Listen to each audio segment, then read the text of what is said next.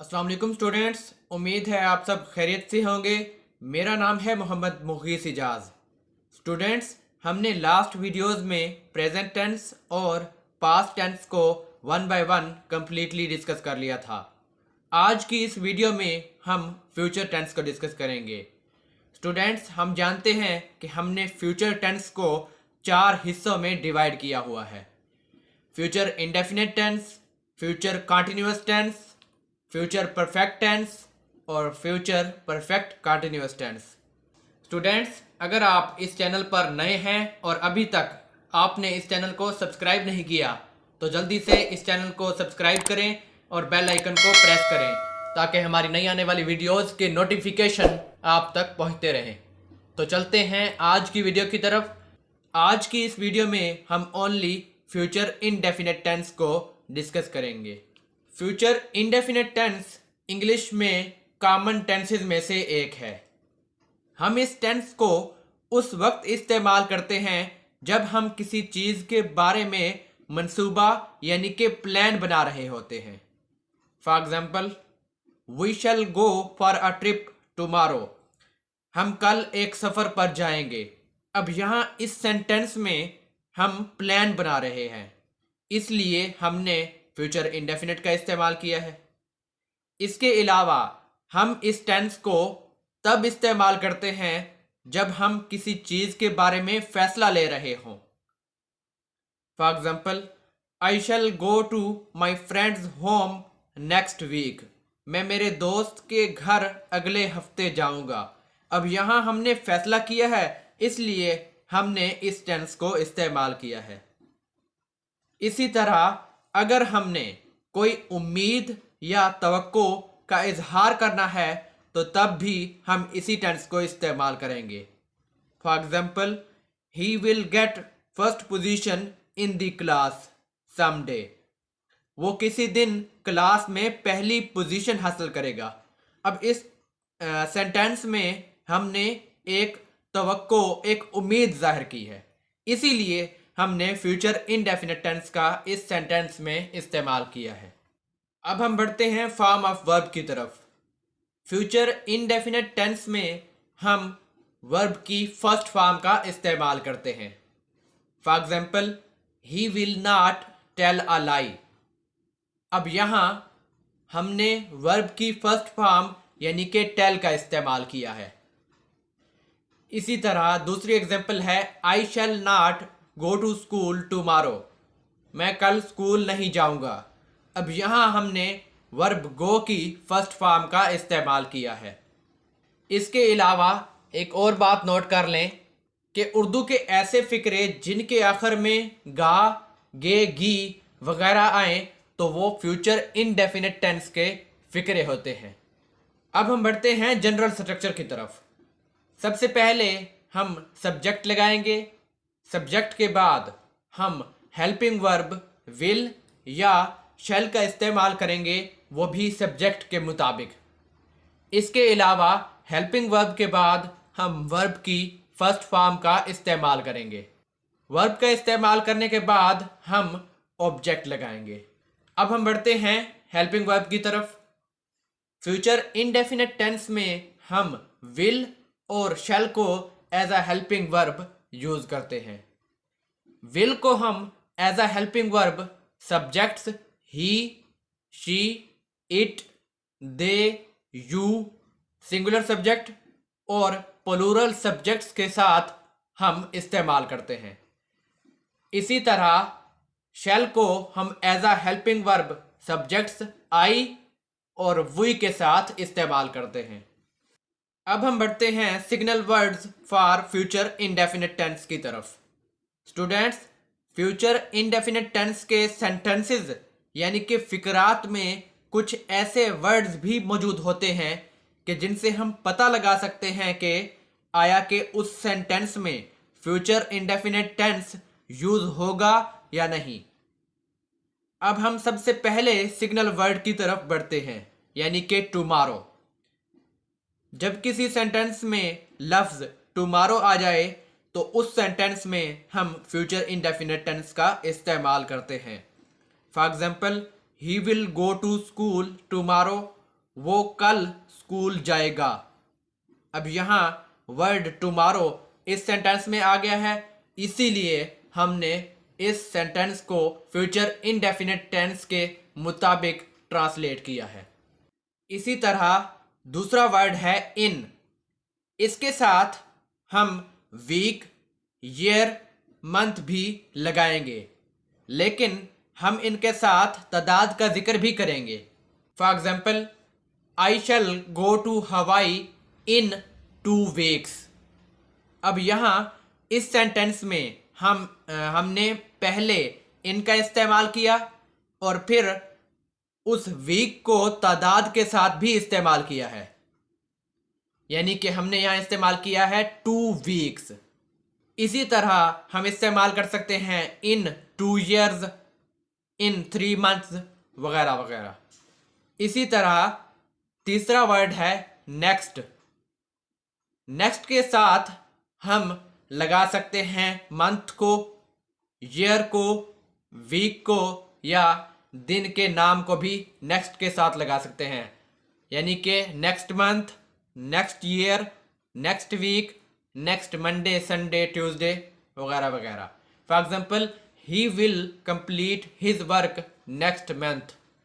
वो अगले महीने अपना काम मुकम्मल कर लेगा। अब यहाँ चूँकि वर्ड नेक्स्ट मंथ का हमने इस्तेमाल किया है, इसी वजह से हमने इस सेंटेंस को फ्यूचर इंडेफिनिट टेंस में ट्रांसलेट किया है।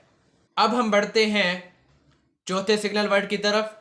इनमें शामिल हैं कि सबसे पहले हम लफ्ज़ डेज को लगाएंगे, या ईयर्स को लगाएंगे, या मंथ्स को लगाएंगे। इसके बाद हम फ्रॉम नाउ का इस्तेमाल करेंगे। For example, Ali will paint this room 2 days from now. अब यहाँ आखिर पर तो हमने फ्रॉम नाउ का इस्तेमाल कर दिया, उससे पहले हमने डेज का लफ्ज़ इस्तेमाल किया है। इसके अलावा हमने डेज के साथ गिनती का वर्ड भी यूज़ किया है, इसलिए हम गिनती का वर्ड भी यूज़ करेंगे, यानी कि 2 days, 3 years, 4 months, और उसके बाद हम फ्रॉम नाउ का इस्तेमाल करेंगे। इसके अलावा पांचवा वर्ड है दिस, और उसके साथ हम लगाएंगे week, month, afternoon, year etcetera, यानी कि हम कहेंगे this week, this month, this afternoon, this year वगैरह वगैरह। एग्जाम्पल है, I will come here this week. मैं इस हफ्ते यहाँ आऊँगा।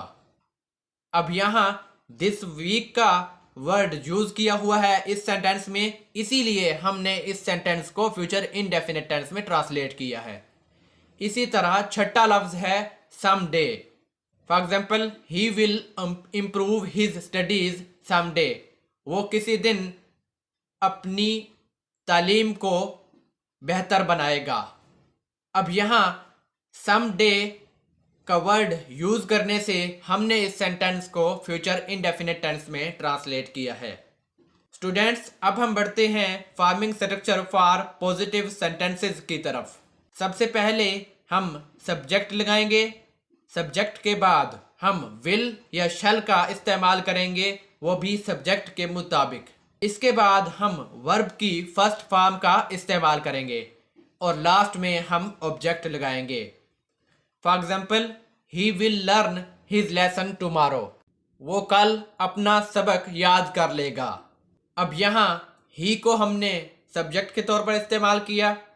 इसके बाद हमने हेल्पिंग वर्ब विल का इस्तेमाल किया है, वो भी सब्जेक्ट ही के मुताबिक। इसके बाद हमने वर्ब की फर्स्ट फॉर्म का इस्तेमाल किया है और इसके बाद हमने ऑब्जेक्ट का यूज़ किया है हिज लेसन। इसके बाद हमने वक्त का इजहार भी किया हुआ है। दूसरी एग्जांपल है, ही विल प्ले क्रिकेट। वो क्रिकेट खेलेगा। अब यहाँ भी हमने ऊपर दिए गए स्ट्रक्चर को फॉलो किया है, यानी कि सबसे पहले हमने सब्जेक्ट ही को लगाया है। इसके बाद हमने हेल्पिंग वर्ब विल को सब्जेक्ट के मुताबिक लगाया है। इसके बाद हमने वर्ब की फर्स्ट फॉर्म प्ले का इस्तेमाल किया है और उसके बाद हमने ऑब्जेक्ट क्रिकेट का इस्तेमाल किया है। अब हम बढ़ते हैं farming structure for negative sentences की तरफ। सबसे पहले हम सब्जेक्ट लगाएंगे। सब्जेक्ट के बाद हम हेल्पिंग वर्ब विल या शैल का इस्तेमाल करेंगे, वो भी सब्जेक्ट के मुताबिक। इसके बाद हम नॉट का इस्तेमाल करेंगे और फिर हम वर्ब की फर्स्ट फॉर्म का इस्तेमाल करेंगे और लास्ट में हम ऑब्जेक्ट को यूज़ करेंगे। For example, he will not write a letter, वो खत नहीं लिखेगा। इसी तरह दूसरी एग्जाम्पल है I shall not play hockey, मैं हॉकी नहीं खेलूँगा। इसी तरह तीसरी एग्जाम्पल है we shall not go to trip, हम सफ़र के लिए नहीं जाएंगे। इसी तरह चौथी एग्जाम्पल है we will not trust you, हम तुम पर यकीन नहीं करेंगे। अब इन सभी सेंटेंसेस में हमने ऊपर दिए गए स्ट्रक्चर को फॉलो किया है। पांचवें सेंटेंस को ही देख लें। सबसे पहले हमने हेल्पिंग वर्ब विल का इस्तेमाल किया है। इसके बाद हमने सब्जेक्ट यू का इस्तेमाल किया है और इसके बाद हमने वर्ब की फर्स्ट फॉर्म का इस्तेमाल किया है और लास्ट में हमने ऑब्जेक्ट लगाया है हॉकी और क्वेश्चन मार्क। इसी तरह छठी एग्जांपल को देखें। सबसे पहले हमने हेल्पिंग वर्ब विल का इस्तेमाल किया है। इसी तरह हमने सब्जेक्ट, इसके बाद ही का इस्तेमाल किया है और फिर हमने वर्ब की फर्स्ट फॉर्म का इस्तेमाल किया है और इसके बाद हमने ऑब्जेक्ट हिज लेसन लगाया है और क्वेश्चन मार्क। एतमाद नहीं करेंगे। इसी तरह पांचवी एग्जांपल है the cattle will graze in this field tomorrow, मवेशी कल इस खेत में चरेंगे। अब हम बढ़ते हैं farming structure for interrogative sentences की तरफ। सबसे पहले हम शैल या विल का इस्तेमाल करेंगे इसके बाद आने वाले सब्जेक्ट के मुताबिक। इसके बाद हम सब्जेक्ट लगाएंगे।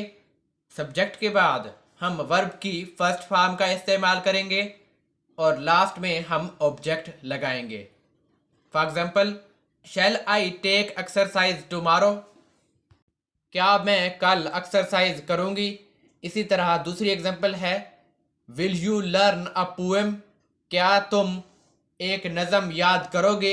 इसी तरह तीसरी एग्जाम्पल है will they wait for me, क्या वो मेरे लिए इंतज़ार करेंगे। इसी तरह चौथी एग्जाम्पल है will he catch a fish, क्या वो एक मछली पकड़ेगा। इसी तरह पांचवा सेंटेंस है विल यू प्ले हॉकी, क्या तुम हॉकी खेलोगे। इसी तरह छठा सेंटेंस है will he learn his lesson, क्या वो अपना सबक याद करेगा। अब हम बढ़ते हैं प्रैक्टिस एक्सरसाइज की तरफ। जो बातें मैंने पिछली स्लाइड्स में बताई हैं, अगर आपको वो समझ आ गई हैं तो हम इस एक्सरसाइज को आसानी से हल कर लेंगे। सबसे पहली एग्जांपल है she will says her prayer. अब यहाँ स्टूडेंट्स हम जानते हैं कि विल हो या शैल हो, उसके बाद हम वर्ब की फर्स्ट फॉर्म का इस्तेमाल तो करते हैं, लेकिन हम उसके साथ एस या ई एस का इजाफा बिल्कुल भी नहीं करते। एस और ई एस का इजाफा वर्ब की फर्स्ट फॉर्म के साथ हम ओनली प्रेजेंट इनडेफिनिट टेंस में करते हैं और वो भी सब्जेक्ट ही शी इट या कोई सिंगुलर सब्जेक्ट हो। यहाँ सब्जेक्ट हमारा शी तो है, लेकिन आगे हेल्पिंग वर्ब हमारा विल इस्तेमाल हुआ है, इसीलिए हम सेज के साथ एस का इजाफा ख़त्म कर देंगे और यहाँ लगाएंगे से, तो हमारा सेंटेंस बनेगा she will say her prayer. इसी तरह दूसरी एग्जांपल है दे will not playing hockey. Students हम जानते हैं कि विल के बाद हम वर्ब की फर्स्ट फॉर्म का इस्तेमाल करेंगे। यहाँ चूँकि हमने वर्ब की आईएनजी फॉर्म को यूज़ किया है, तो इसलिए हम प्लेइंग को प्ले में चेंज कर देंगे, तो हमारा सेंटेंस बनेगा they will not play hockey. इसी तरह तीसरी एग्जांपल है will you write a letter. Students हम जानते हैं कि जब कोई हेल्पिंग वर्ब फिक्रे के शुरू में आ जाए तो वो फिक्रा बन जाता है इंट्रोगेटिव। अब इंट्रोगेटिव सेंटेंस के आखिर पर फुल स्टॉप नहीं आता, क्वेश्चन मार्क आता है, इसलिए हम इस सेंटेंस के आखिर पर क्वेश्चन मार्क का इस्तेमाल करेंगे, बाकी सेंटेंस वैसा ही रहेगा। चौथी एग्जांपल है where will not the sun appear. Students, हमने पिछली वीडियोस में नॉट के बारे में नोट किया हुआ है कि हम नॉट का इस्तेमाल पहले हेल्पिंग वर्ब के बाद करेंगे, लेकिन अगर पहले हेल्पिंग वर्ब के बाद कोई सब्जेक्ट आ जाए तो फिर हम नॉट का इस्तेमाल पहले हेल्पिंग वर्ब के बाद आने वाले सब्जेक्ट के भी बाद करेंगे। तो यहाँ चूँकि हमने नॉट का इस्तेमाल पहले हेल्पिंग वर्ब के बाद किया है, इसलिए ये मिस्टेक है कि हम द सन को नॉट की जगह पर लेके जाएंगे और नॉट को द सन की जगह पर लेके जाएंगे तो हमारा सेंटेंस करेक्ट हो जाएगा। हमारा सेंटेंस बनेगा where will the sun not appear. इसी तरह पांचवी एग्जांपल है he has not pay the fine 1 month from now. Students, हमने पिछली स्लाइड में पढ़ा कि जब word month from now use हो किसी भी सेंटेंस में तो हम उस सेंटेंस को फ्यूचर इनडेफिनिट टेंस में ट्रांसलेट करते हैं। इसलिए हम हेल्पिंग वर्ब हैज़ को हटा देंगे और ही के साथ चूँकि हम विल का इस्तेमाल करते हैं तो यहाँ विल लगा देंगे। हमारा सेंटेंस बनेगा ही will not pay the fine 1 month from now. Students, आज के लिए इतना ही काफ़ी है। Thank you. अल्लाह हाफिज़।